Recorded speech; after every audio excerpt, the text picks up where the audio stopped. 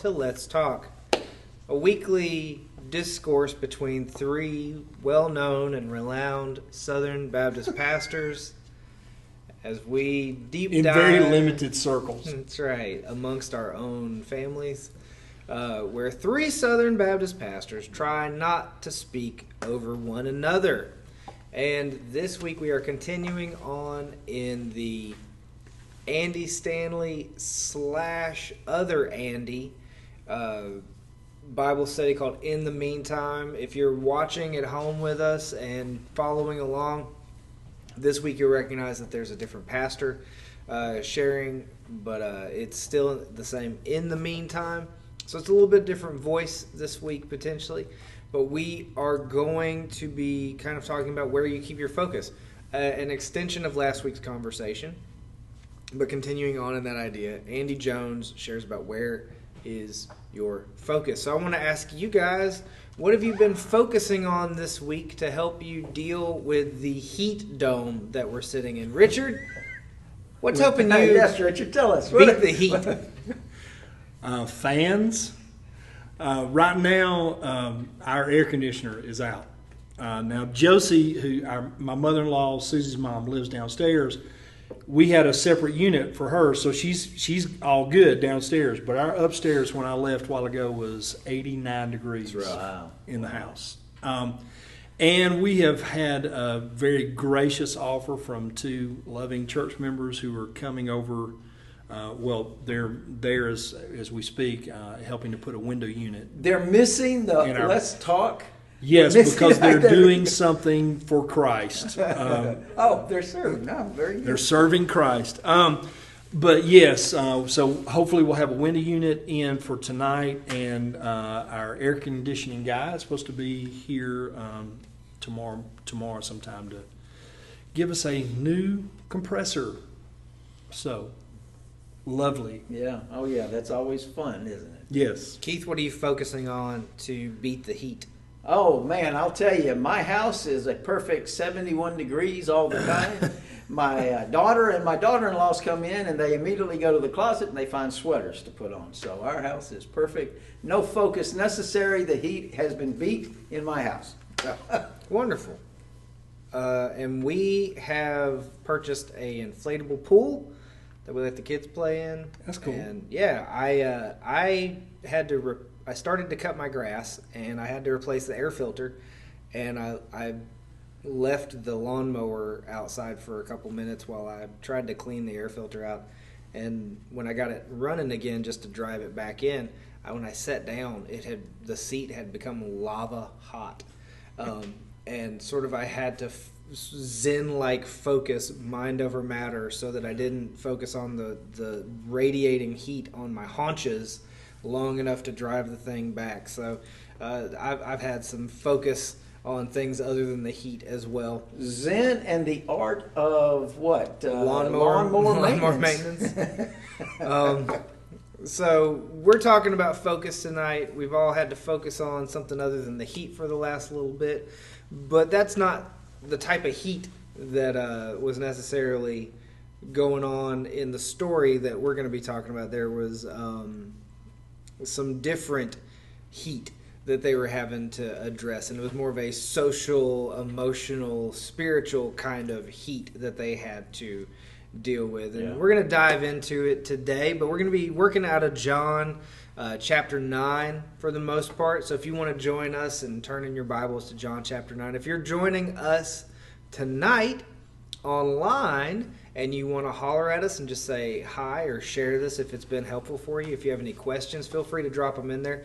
I'm checking this from time to time. Last week we had a really great question come in, so I want to make sure that we can try and answer that stuff for you. But Keith, could you recap kind of where we've been, what we're doing on Sundays, how maybe some of this stuff ties in with that, and we'll jump into it. On Sunday mornings, we're in the book of Colossians, which is dealing with the supremacy of Christ. It is the primary theme throughout the book. Now, the first two chapters are sort of doctrinally intense, and then the second two chapters of Colossians are more practical application, but there are some practical applications that we can make there. But it has to do with Christ is sufficient to meet all of our needs, no matter what need we may have.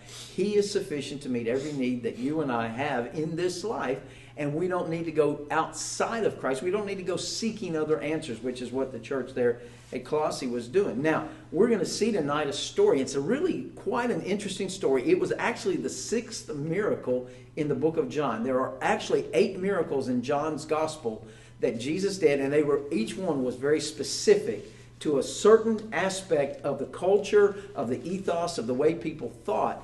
And it all challenged them on their attitude toward God and toward the Lord. Matter of fact, if you look in chapter 8, go back over into chapter 8, verse 44, Jesus actually says, you're of your father, the devil.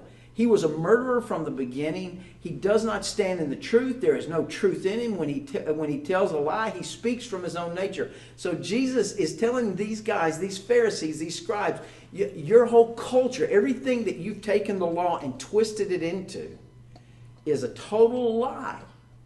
And now he's going to show them how that lie becomes reality in the story that we look at tonight. It's really quite incredible what they had taught people to actually believe and what people were believing about things that happened to us. So often we listen to the lies, Chris, of Satan. Richard, we listen to what Satan has to say to us, and we believe the lie. The disciples had believed the lie, and we're going to see that as we open this up tonight. So, yeah. Richard, could you kind of give us the Reader's Digest of the message that Andy Jones shared? Just sort of what was the gist of, for those that didn't get a chance to watch it already? Sure. Andy struggled. He and his wife struggled with childlessness, not being able to get pregnant, and then they went through all of that process, and it was just so hard. And then when they finally did get pregnant, they discovered that their child and then their second child were both diagnosed with autism, a form of autism. And, it's just like, I think the main point of the testimony was, why, God? Why are you allowing this into my life? And Andy went through the process of, did I sin? Did I mess up? Are you testing me? Are you angry at me? And the typical things that you would think of. I mean, I think sometimes we would like to think, oh no, I'm a faithful Christian. I wouldn't act that way. But when you get hit with it, though, when you get hit with it, it's a little different. That doesn't mean that you don't come out the other end and you haven't lost your faith.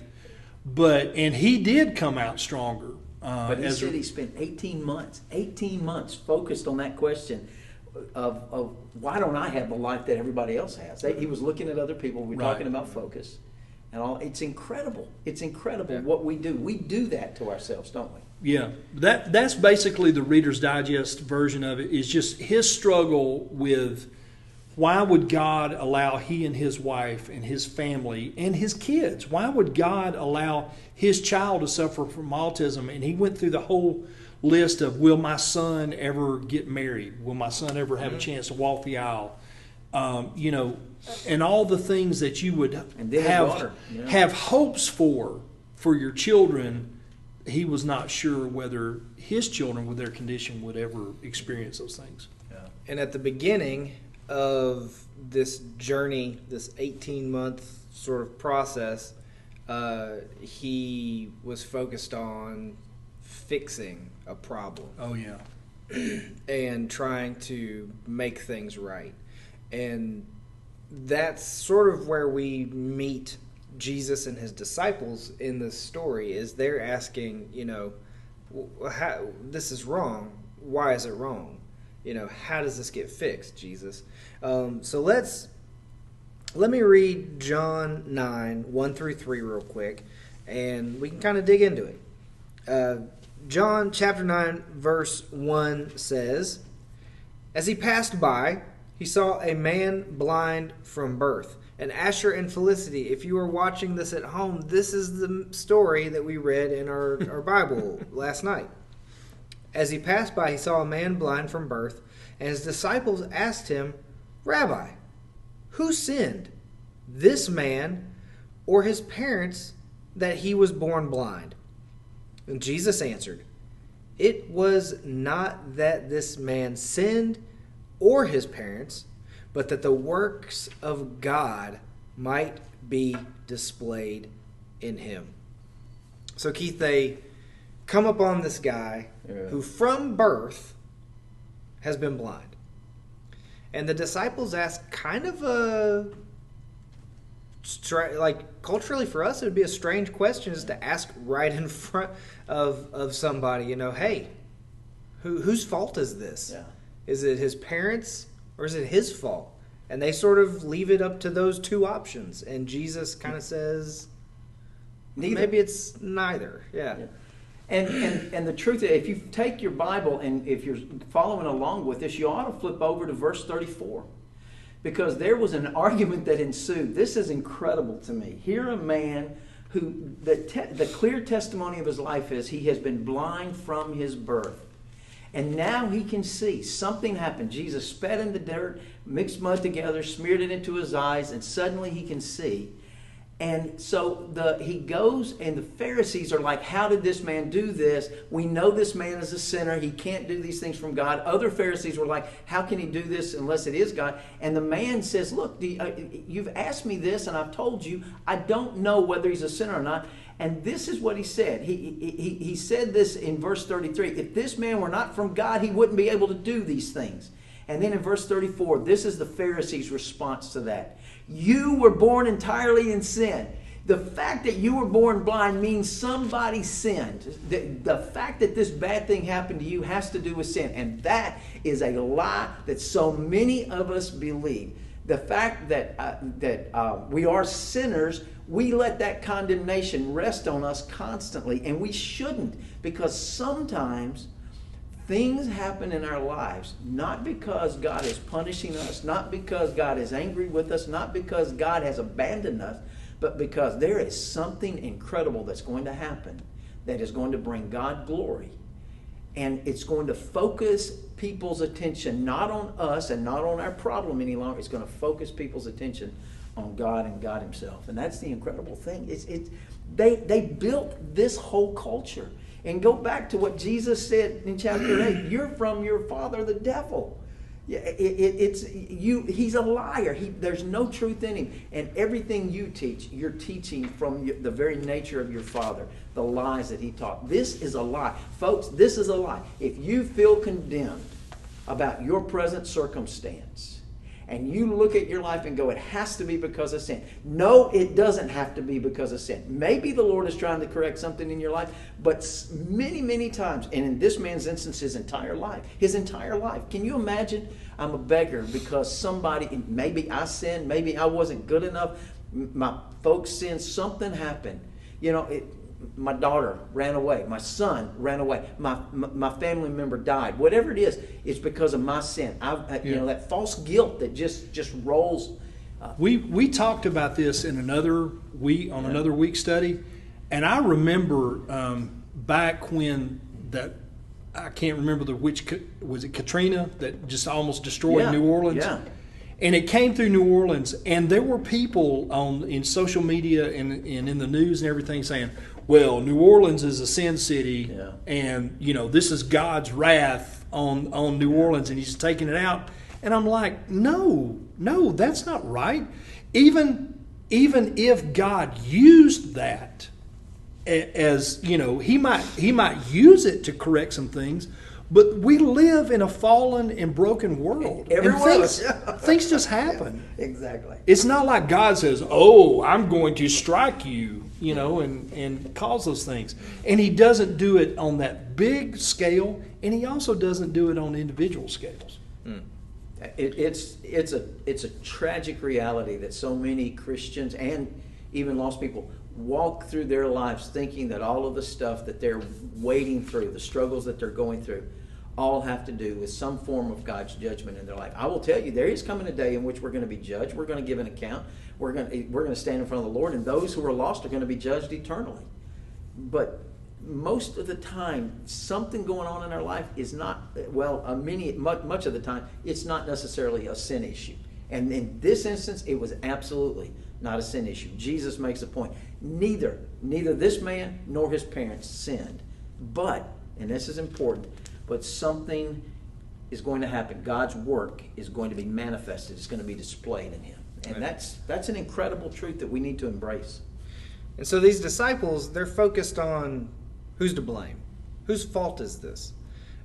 Which means you can fix it, right? Yeah, and Jesus is trying to show them that if you're focused on, what's the problem exclusively, then you're missing out on the work that he's going to do. Yeah. And we can fall into that trap. We can fall into that where we're so focused on the negative aspects of our life that we just miss out on the abundance of goodness and blessing. And my goodness, right now, it's easy to be inundated with negativity and Yes. and the hardships of just reality. And I confess, it's been easy for me to be negative. Yeah. I get frustrated at other people's negativity, and then God says, "Well, you're doing the exact same thing," and I'm like, "Yeah, I know." Yeah, it's easy to get aggravated with other people's negativity. Yeah, but I'm right to Yes, do yeah. this. I have a right to be negative. I've had to confess a lot lately. God, I'm sorry for my pitiful attitude about certain things, but the whole COVID thing, all of this stuff, it's turned our world upside down. It doesn't matter what you believe, what's right and what's wrong about how to respond to it. It is what it is right now. It is what it is. Yeah. I mean, and it's just created a lot of problems. Yeah.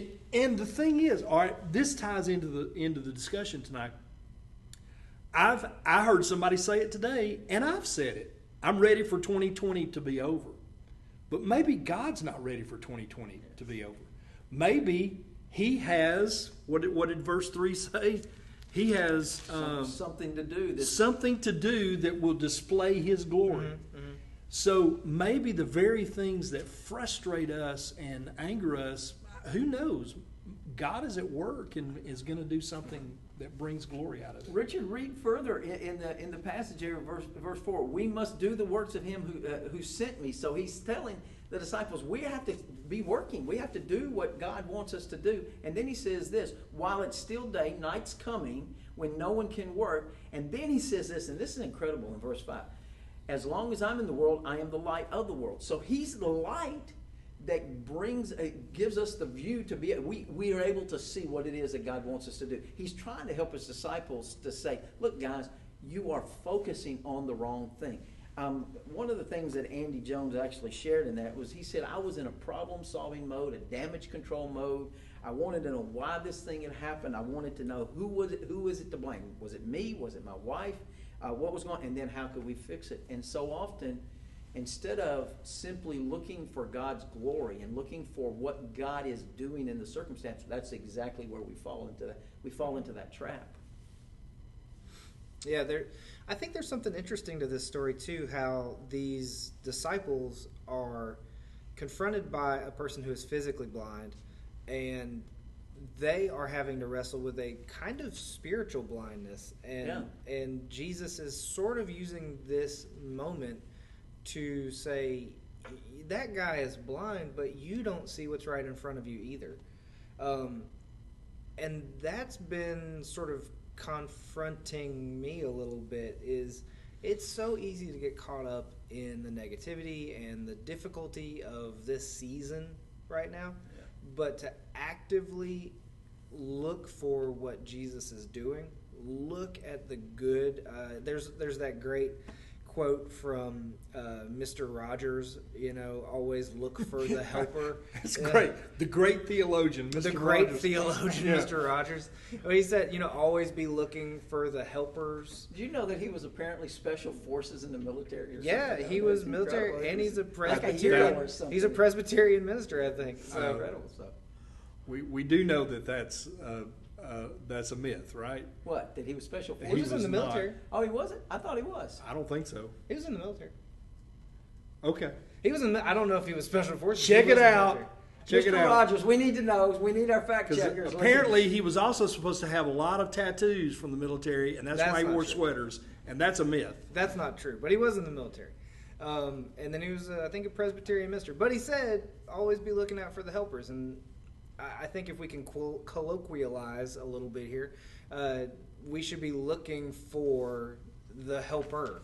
We should be looking for how Jesus is breaking out and the Spirit is breaking into our reality.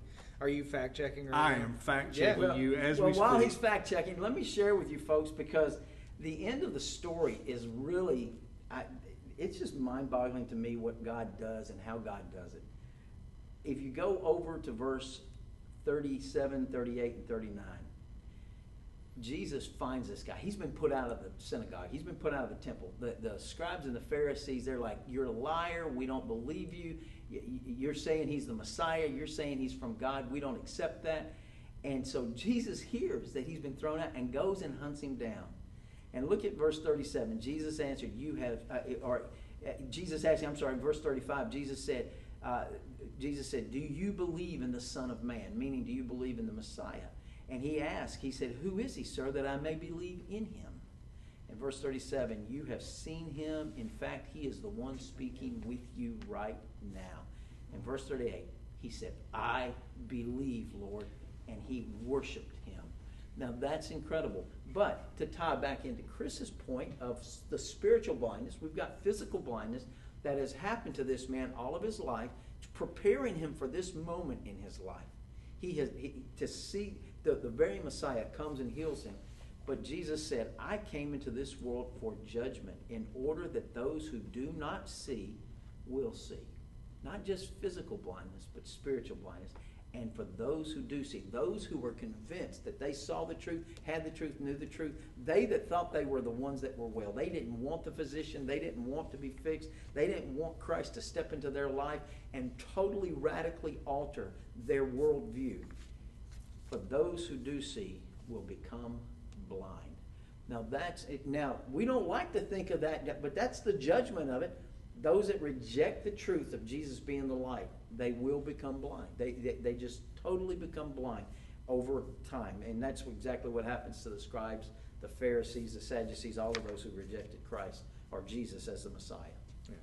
Yeah. There's a discussion guide, and it asks a question that I thought was really interesting, and it led to a good conversation. And we're sneaking up on about 20, 25 minutes. Yeah. So I want to ask you guys this. Based on John 9, 1 through 3, the disciples were looking to attribute blame for the man's blindness. Why do you guys think that we look to assign blame as a response to difficult situations? Well, I think it's because we are in that fix-it mode. Mm. We want to attack the problem. We want to fix the problem. And so in order to fix something, we've got to know what's causing the problem. You can't fix something that's nebulous or something that's... And so I think one of the reasons that so many theories, farce beliefs, everything, whatever has surrounded our present circumstances is because everybody wants to blame somebody for what's going on.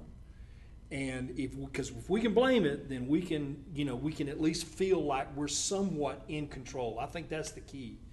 Blaming somebody gives you a feeling of control.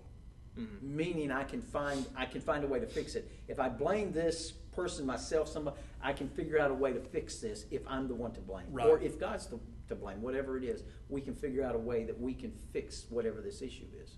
Well, I think people are looking for they're angry, they're frustrated at circumstances. And I want to get off the COVID thing because that's kind of been there, done that. But the idea of if you've got an illness, if your air conditioner broke down, Yeah, there you go. If you're, as one of our dear families in the church, a tragic accident happens and suddenly life's been altered completely, there's that tendency to go, all right, what happened? Why did this happen? I don't like it. And so we have this frustration and anger, and so we're looking for somewhere to vent all of that to. And I suggest too that maybe we are taking our eyes off of Christ. We're taking our eyes off of the only one that can meet the need, can meet the circumstance, and can do anything about the circumstance. Typically, we find ourselves in spots where we can't get ourselves out. Learning, Paul, we talked this just a couple weeks ago. Paul said, "I've learned in whatever circumstances to learn. I've learned to be content."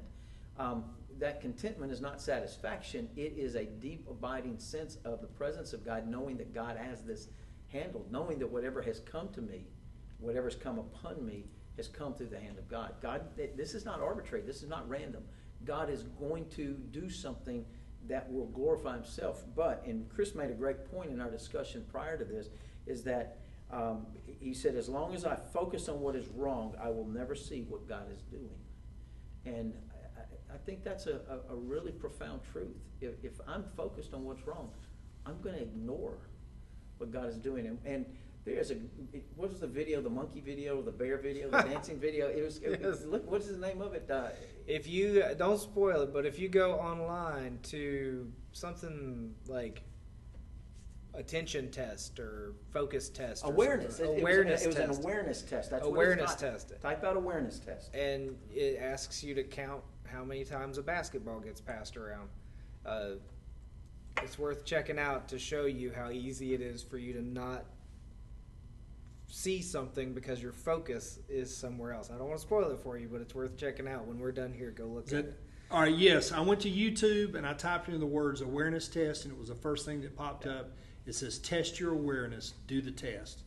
So, yeah, you ought to watch that and take the test after this is over with. Yeah. because our focus gets on one thing, and and really and truly the main thing gets missed so often. So. And that test shows us, too, that we focus on the things that we're told to focus on so often. And it's where we place our authority. If that authority says, watch for this, then we're more likely to watch for that. So, again, going back to the story where the disciples are kind of saying, You're sort of trained to... where's the authority in this situation? And Jesus is letting them know, like, it's not him, and it's not the parent, and it's not sin, I think, is really the thing there. He's not saying the forces of darkness and sin are not the authorities over this man's life. My Father is, and I want to show you what he's doing in this situation. And we have to sort of be transformed by the renewing of our mind, by constantly being reminded that all of this darkness that we see isn't the authority in our lives, and it's not the defining and determining factor in how we live it. And the point of the story, we talked about this pretty extensively. The point of the story is not the miracle. As much as we want to make it the miracle, it's not the miracle. It's the ethos, the mindset of the disciples, and the question that they asked prior to the miracle: who sinned, this man or his parents? The point of the story is to show us that we don't need to be asking the wrong questions. If our focus is on the Lord, our focus is on God, the real question is, how can God be glorified in this circumstance? Right. Because I think when we do try to focus on the miracle, then we immediately apply that to our own lives and say, all right, I'm facing this difficult circumstance, therefore He's going to magically take care of my air conditioner. Or He's going to magically take care of this problem. Yeah. He's going to provide some kind of miracle, when maybe God is saying, no, you've missed the point. The point is, I want to bring glory in your life. I want to magnify myself in your life, whether the problem gets fixed or not. I'm going to walk with you through this. And see, that's interesting, because Jesus did heal the blind man. Yeah. But the point that Jesus was trying to say was, I want to be glorified in this man's life. He could have done it differently. Maybe somehow he could have worked it out to where the man was cared for by the rest of his life by friends and in the church, and his attitude was changed even though he remained blind. I mean, because... Well, in the story that Andy Jones, the pastor that shared this, his kids are still autistic. I mean, he's still dealing with the reality of autism in his life. but it's no longer. In fact, he even said, my children became a problem to fix, not a gift from God to love. And I think there's some truth to that, that we tend to want to take the problems out of our lives, or the issues out of our life, or the bad things out of our life, rather than loving them and thanking God for them because of what God is going to do in our lives, and God is going to do for His glory through it. I think it's so much of this story is about focus.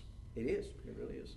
And I think you shared that Chris said this, and Andy Stanley Andy Jones restated it in the video, but he says, when you focus on what's wrong, you lose sight of what God makes right.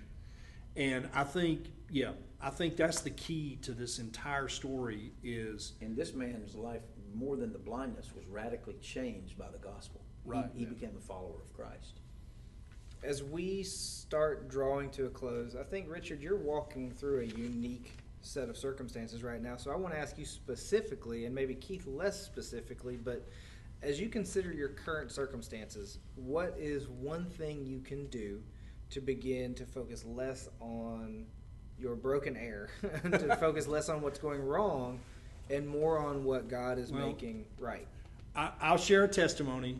All right, first of all, we met with online with a financial advisor the other day to talk about retirement and those sorts of things. And because I've been scared to death, I'm terrible with money. I just am. I don't think about money that much. The only time I think about it is when I don't have it.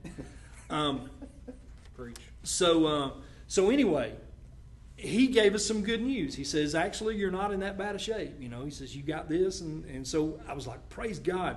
And I was so proud because I said, yeah, we've been saving money and we've got this family savings in case bad things happen. And literally the lightning struck while we're having the meeting because all the lights at the house flashed. And I think that was the power surge that took the compressor out on the air conditioner. So, and Susie said, I was like, at the end of the meeting, we were so excited. And then I looked at the thermostat. I said, man, it's hot in here. I said, maybe the Freon's lower. The lines have frozen up. And I went out and I came back in and said, nope, the fan's not even turning. And when I flip the breaker back on, it pops right back off. And I said, something bad is wrong. And I'm looking I literally looked up to God. I said, really? Really? And Susie says, maybe God wants us to trust Him more than the savings that's in the bank. Oh, wow, we have a wise wife. Yes, we do. Who can find a virtuous woman? Her price is so far above rubies. Or air conditioning units. So I guess the thing that I have been able to find gratitude for us is, God, thank you that at least I've got this money in the savings account. And this is not something, when we were first married, something like this would have destroyed our year. You know what I'm saying? Yeah. We would have had to go to the bank, take a loan out, and pay it back over 3 or 4 years to handle something like this. And now at least we're in a situation where it's not that way. But yeah, I'm able to rejoice that a kind member of the church says, hey, you got a problem? I've got a window unit, Mm-hmm. So God can take care of the circumstances, and He uses those things hopefully to redirect me off of the negative and onto the ways He's providing. Testimony. That's a great testimony. Keith, what's if you wanted to share with your flock, what's a tool maybe or a way that when you sort of get caught up in negativity, you turn your focus back to Jesus? Well, obviously there's prayer, and I do pray a lot. And there's times when, and I find myself chiding myself. Chiding, you like that word, chiding? Chiding, like a chai latte. Yes, I chide myself. I come down on myself for allowing small, insignificant things And sometimes they would be big things, but in the economy of Christ, there are small things to upset me and to get me bothered about, just, I mean, we all get upset about things that happen to us that we aren't expecting, that we don't want. I would encourage you that no matter where you find yourself, there's an old song, "Turn your eyes upon Jesus, look full in his wonderful Somebody face." actually quoted that earlier. It was Oh, Dale. Really? Dale says, "It is well." He says, "It is well with my soul." That's a different song. Yeah, that's Sorry, it as well. But I put those two together, That's but one of same my- same that's thing. one of my favorite.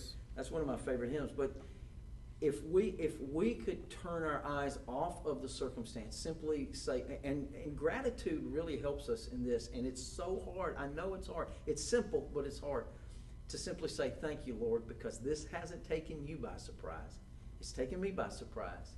But thank you, and Lord, I pray that somehow, some way, you'll get glory for yourself through this circumstance, through this. If we can turn our eyes to Christ, turn our eyes to the Lord, what we'll find, and in thanksgiving, say, "Lord, we want you to take charge of this. We want you to take control. We want your glory through this," whatever it happens to be. No matter how severe it is, God's glory will shine through you. And just like this man's life was impacted for Christ, you're going to impact somebody else's life for Christ as well. Yeah, absolutely. One of the things that my wife is one of the greatest people in the entire world, and one of the things she does really, really well is journaling, and it's something that I aspire to be better at myself. And when I can have sort of a gratitude journal where I'm just purposefully processing and getting out that there are things in my life to be grateful for, it's harder to get lost in the despair of the moment. Yeah. So if you're not already journaling, I recommend it. And actually, that's one of the exercises that's a part of the Bible study that we're going through. It asks you to write down family, work, health, and other, and then just mention things that aren't going well, things that you can be praying for, things that you'd like to see Christ make a difference in, and then going ahead in those same categories and acknowledging that there are things to still be grateful for. Even though your air's out, you still have a house. Yeah. Something you said that I thought I would share with everybody. Jeremy Powell told this to me, and I think somebody shared it with him previously. But it's a really good thing to do. If anybody ever sends you a thank you note or something, like something special happens and you either journal it down, but if you've got a note, like somebody saying, "Thank you so much, this meant a lot to me," and they send it to you, Jeremy kept all of those in a file folder. And he said whenever he felt like super frustrated, or maybe as a minister, like he was just going through a time where he didn't feel like nothing is going right, I'm not having any kind of impact, he said I would literally take that folder out and just start reading. And it's those things would remind him of, yes, I have accomplished something. Yes, God has worked through me. God has done these things. So that would be something you could take that and adjust it to your life. But just keeping a list of things, a running list of things that you remind yourself of. Count your blessings, name them one by one. And how about this, folks? I mean, let's just play off of this idea for a moment that Richard just shared. Write a note of thank you and gratitude to somebody that if they've done something for you. Let them know. Because you have no idea how that might affect what them. kind of an impact that could have in their life. So let them know your gratitude for what they have done for you or in your life. Don't just assume that thank you was sufficient. They may be going through a tough time, and a note that comes in the mail, and put it in the mail. Handwrite a note and put it in the mail. Something that comes in the mail just has a bigger impact on people than a little text message. So, just a thought. Closing thoughts, you guys. What if you had one more thing to share? Keith, Richard, what would you guys want folks to kind of take away from tonight? Maintain your focus. Make sure your focus is not on the problem. Yes, you've got to deal with it. Yes, you've got to work through it. But do not live your life in the problem. Allow yourself to know that God has allowed this, that it's not because he's angry, he's not judging you, it's not because of sin or something else, and ask him for his purpose, his will, ask him to accomplish what he wants to accomplish through it. Just maintain your focus. Don't allow your focus to drift, because so often that can really, it can shipwreck you. It can just destroy your life. Yeah. I'd say free yourself from the mindset of responsibility to fix problems, and rest in the work of God and work on resting in God.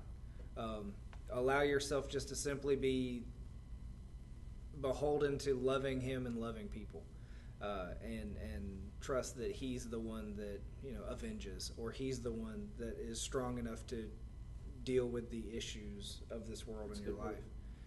Richard, any thoughts before we head out? Just listen to those two guys.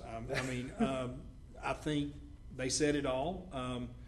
Did you hear that, Joanne? That's Did right. you hear that? Yeah. Remember that this is not all there is. Yeah. Remember that there is a future coming where we won't have to live in a broken world where things go wrong. But at the same time, it's not just, Christianity is not just pie in the sky by and by. God actually wants to do things now. And so when negative things happen, instead of pointing fingers and blaming, maybe we're asking the wrong questions. Maybe you should stop and say, God, what are you up to? Because there's a good chance, even in the negative circumstances, God is up to something. Yeah. And maybe He wants to accomplish something in your life. And maybe Mr. Fred Rogers would say, if you don't see the helper, maybe it's because you're supposed to be the helper. Be the helper. Yeah. So take action. Even though he wasn't in the military. He was in the military. He was or he wasn't? He was in the military. Did we do the fact search? I did. He But was in the military. according to the site I saw, he wasn't. Oh, okay. Well, Yeah. there it is. There I you know go. Captain Kangaroo was. I thought he was in the military. Maybe that's who I'm confusing him with. I don't know. I thought he was in the military. I didn't think he was special forces or all tattooed up. Either way, look, all that matters is that I'm right. And we're going to draw things to a close here. Keith, do you want to share with folks what our Sundays are looking like, where we're kind of heading with things, what to expect? Yeah, let me invite folks, if you're going to Walmart or Target, if you're going to the beach, we have a church, and you're part of the body. We want you here. We want you to be a part of this, and we want to encourage you to come. We have opened the doors. We're asking folks to wear a mask, and we're asking folks to be careful. This thing is real. Look. And we need to be praying. Continue to pray for Brother Harold and his wife Brenda up at Gethsemane. She is on a ventilator in the hospital. Pray for them. There are other folks that are dealing with this. This is not a good thing. And when it impacts a person, it impacts a lot of times. It's hard. God blessed us without too many. Well, none actually. No symptoms whatsoever. Lana, I think, is struggling. She's coming through it, but she's struggling with it. So pray for her. But we want you to be here. We want you to be a part of this faith fellowship, serving the Lord, and we are dealing with the supremacy of Christ. This is the answer to every issue of division in our nation today. It is Christ in our lives, living His life through us. It will answer and fix all of that, because the love of Christ flowing through us can break so many barriers down. And so we want to encourage you to come be a part of that.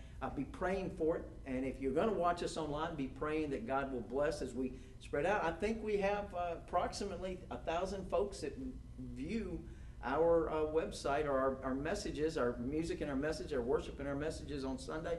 And just encourage your friends and family. Do some watch parties if you're going to be at home, and let some other folks share in the blessing of what you have here at First Baptist Church Hayden. And we appreciate everything that this church family means to us, and we're just glad to be a part of that. So true. If you are a high school or middle school student, on Sundays at 5:30 we're doing an in-person Bible study. Lately I've only had girls come to it. It's not a girls-only Bible study, so guys, please stop slacking. We hope to see you. We're hanging out in this fancy new building that we've got because it's pretty easy to social distance, and the air conditioning works. Yes. So come join us 5:30. Richard, is there any church stuff, do you have any choir things that you're trying to do online, or? No, but not at this point. But that doesn't mean that I'm not working on it. Yeah. I will say this: if you, some of you parents who've got kids in Stomp and other choir members, if you've seen like this church did this and it really ministered to kids or whatever, and if you're aware of something that maybe we're not doing that we could do, don't assume that we know all there is to do with social distancing in place, because folks, we're learning on the go just like you are.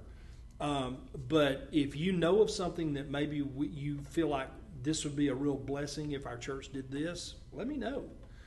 Because it could be that we just haven't really thought of it. But yeah, I'm choir members. I'll try to get you guys back together soon. We'll do maybe some singing in the sanctuary in the round, socially distanced, and do some recording. So be looking for a word from me about that.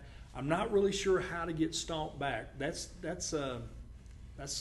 when it comes to kids, I'm a little nervous about how to get them together without getting them infected.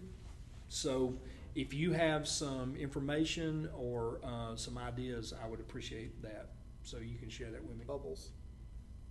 Put them in bubbles. Put them in bubbles. Put them in bubbles. And we are trying to do our best online with this Wednesday night discussion, and also on Sundays. And that's an area that if someone is looking to volunteer, where we could really benefit training some folks on some of the new technology and stuff, right? Yes. Let me say this, and I was going to try to put this. I was waiting on my light to come on. I was going to try to put this on Facebook, but honestly, it's better word of mouth. If you know somebody that plays an instrument or would like to learn how to play an instrument, I'm not looking to teach people how to play a guitar or piano just because, hey, little Joey, my 5-year-old grandson, wants to learn how to play the piano. That's not what I'm talking about. I'm talking about somebody that I can train and immediately get involved in giving back to the church. So I'll try to make time to make that happen. So if you know an adult or a teenager or somebody that would like to get involved in the music ministry by playing an instrument or by learning some technical things, we have multiplied the technical side of things by at least 3 or 4-fold, and we need new volunteers. And if you'll say, I don't know what I'm doing, trust me, none of us know what we're doing. We're learning on the fly. So it's a great time to get involved, because if you mess up, nobody's going to notice, because we've been messing up every single week just about. Things have been going on. So, if you want to join in, we'd love to have you. And speaking of the technical side of things, we want to thank Tyler Wicks and the Spencer Miller for helping us out this lovely evening. From my good friends behind the cameras and Richard and Keith, we love you guys. We look forward to seeing you online or in person this coming Sunday. Stay safe and stay